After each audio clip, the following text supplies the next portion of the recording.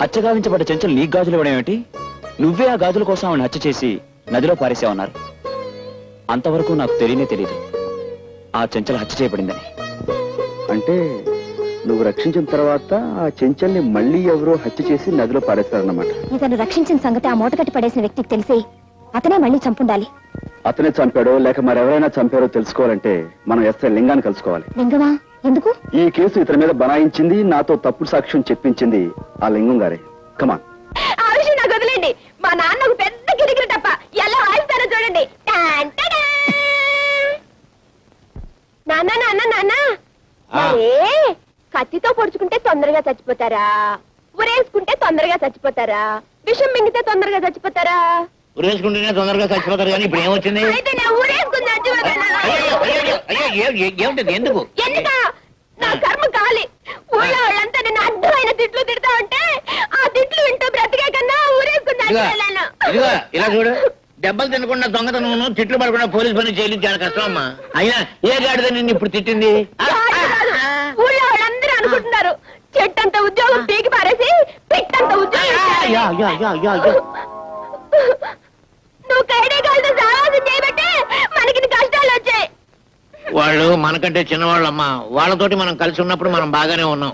మనకంటే పెద్దవాళ్ళ ప్రాపకం కోసం మనం ప్రయత్నించినప్పుడే ఇదిగో ఈ విధంగా అయిపోయింది మన బ్రతుకు. సార్, హాస్పిటల్లో మన కస్టడీలో ఉన్న రామారావు పారిపోయాడు సార్. వాట్? పారిపోయాడా? అదెలా జరిగింది? రామారావుకు వ్యతిరేకంగా సాక్ష్యం చెప్పిన రాజయ్య అతను తప్పించేశాడని ఇన్స్పెక్టర్ లింగం గారు అంటున్నారు సార్.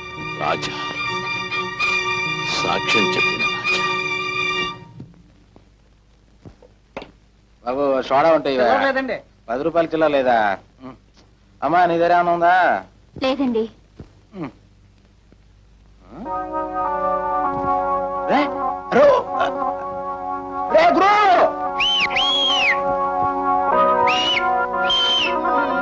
ఎక్కడ తెచ్చావురా? అలా చూడు. బాగుందిరా. సరిగ్గా చూడు. ఎవరో కాదురా, మన బాస్ చెల్లెలు సావిత్రిరా. నన్ను ఎలాగైనా పట్టుకోవాలి.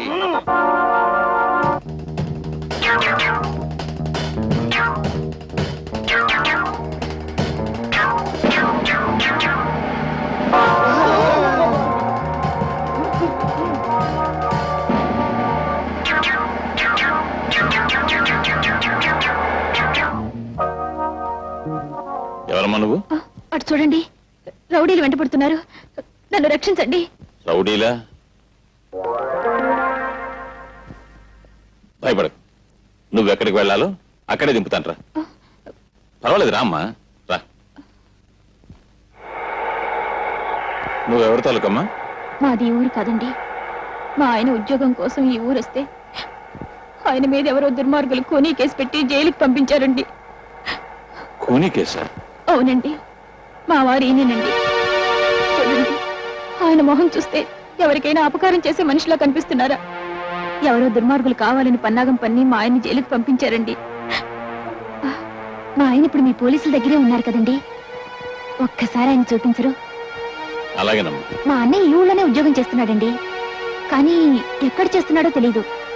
మా అన్నయ్యకి ఈ విషయం తెలిస్తే మా ఆయన నిర్దోషం నిరూపించి వెంటనే విడిపించేస్తాడండి. మీ అన్నయ్య పేరు రాజాయనా? అవునండి. మీకెలా తెలుసు? తెలుసు.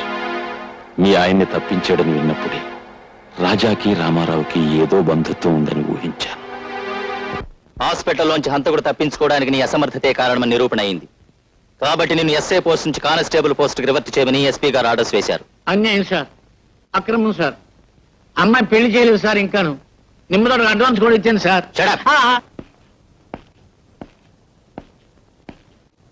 ఏమిటా సాల్యూట్ చేయడు? జవాన్ అన్నవాడు జెండాకు ఇలా తిన్నగా నిలబడి జబర్దస్తిగా సాల్యూట్ చేయాలి. విమర్శం కదా, ఆ షాక్ తో భోంచేయట్లేదు గోపాలం. గోపాలమా? ముందు ఆ పిలుపు మార్చు. ఇప్పుడు నేను ఎవరిని? సబ్ ఇన్స్పెక్టర్ ఆఫ్ పోలీస్, నువ్వు ordinary constable. Understand? Understand sir. ఇవాళ టేబుల్ తుడిచావా?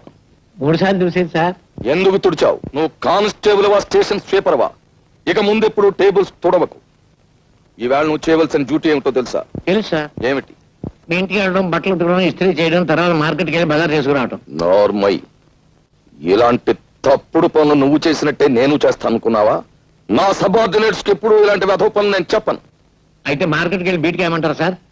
వచ్చే పోయే వాళ్ళని ఆపేసి లంచాలు గిల్లేద్దామనా? అసలు నువ్వు సబ్ ఇన్స్పెక్టర్ అయిన నాటి నుంచి లెఫ్ట్ రైట్లే మర్చిపోయావు. ఓసారి నీ రైట్ హ్యాండ్ చూపించు. అది రైట్ హ్యాండా? చేయించు. మన స్టేషన్ కి ఎదురుగా ఏముంది? 7 ఎకరాల మైదానం ఉంది సార్. ఆ మైదానంలోకి వెళ్ళి నువ్వు సాయంకాలం వరకు లెఫ్ట్ రైట్ కొట్టు. ఎండలు మండిపోతున్నాయి సార్. కూడా నన్ను గొడుగు పట్టు తిరగమంటావా? Do and die, go.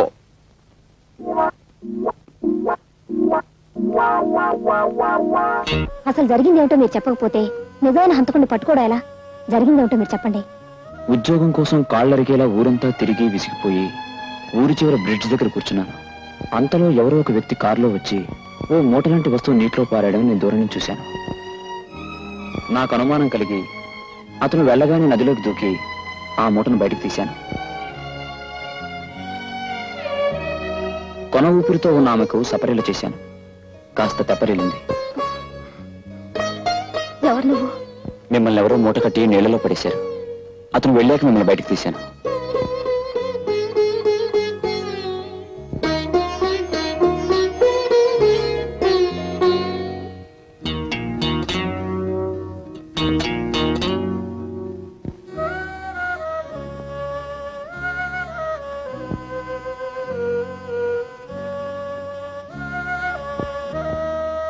మీరు నాకు ప్రాణదానం చేశారు.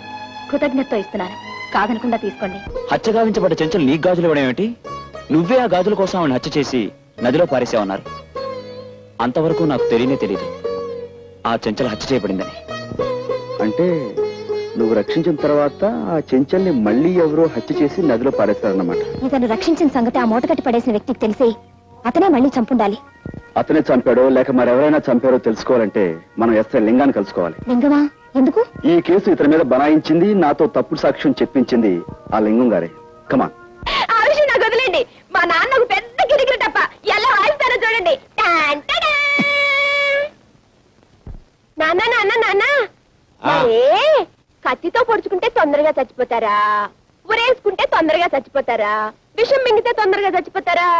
ఉరేసుకుంటేనే తొందరగా చచ్చిపోతారు. కానీ ఇప్పుడు ఏమొచ్చింది? అయితే నేను ఊరేసుకుని చచ్చిపోతాను.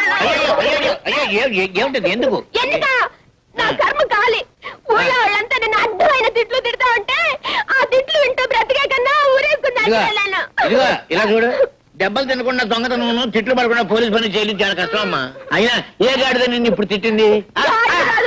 ఊళ్ళో వాళ్ళందరూ అనుకుంటున్నారు చెట్టంత ఉద్యోగం పీకి పారేసి పిట్టంత ఉద్యోగం. నువ్వు కైడే కాదు సావాసం చేయబట్టే మనకి కష్టాలు వచ్చాయి. వాళ్ళు మనకంటే చిన్నవాళ్ళమ్మా. వాళ్ళతోటి మనం కలిసి ఉన్నప్పుడు మనం బాగానే ఉన్నాం. మనకంటే పెద్దవాళ్ళ ప్రాపకం కోసం మనం ప్రయత్నించినప్పుడే ఇదిగో ఈ విధంగా అయిపోయింది మన బ్రతుకు. ఎవరో పెద్దాళ్ళు? అమ్మా చెప్పకూడదు. నువ్వు చెప్పకపోతే నేను ఊరేసుకుంటా. ఏమిటమ్మా అది? నా చేతికి 10,000 ఇచ్చి ఎవడో ఒకరి మీద కేసు బనాయించమని చెప్పింది మా ఎస్పీ దొరగారే. ఎస్పీ గారా, ఆశ్చర్యంగా ఉంది.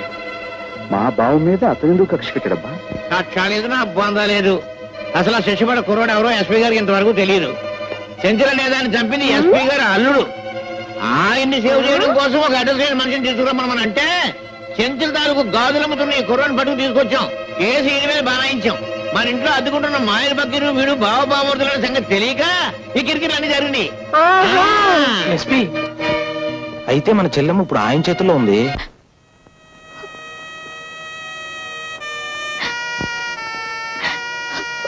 నువ్వు మళ్ళీ ఏడుస్తున్నావా? మా ఆయన్ని చూపిస్తామన్నారు, ఇంతవరకు చూపించలేదు. మా అన్నయ్యని వెతికిస్తామన్నారు, ఇంతవరకు లేదు.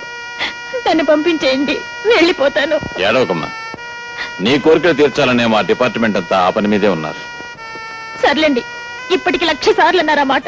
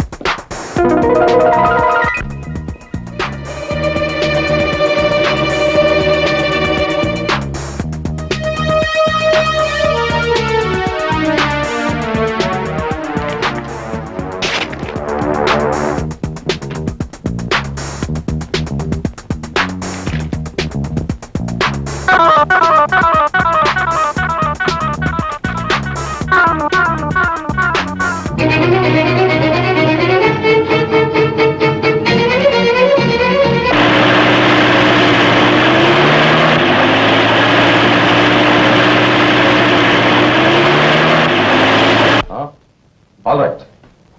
ఎస్పీ గారి బంగ్లా దగ్గర ఏదో గొడవ జరుగుతుందట, సీన ఫోన్ చేసింది. కమా.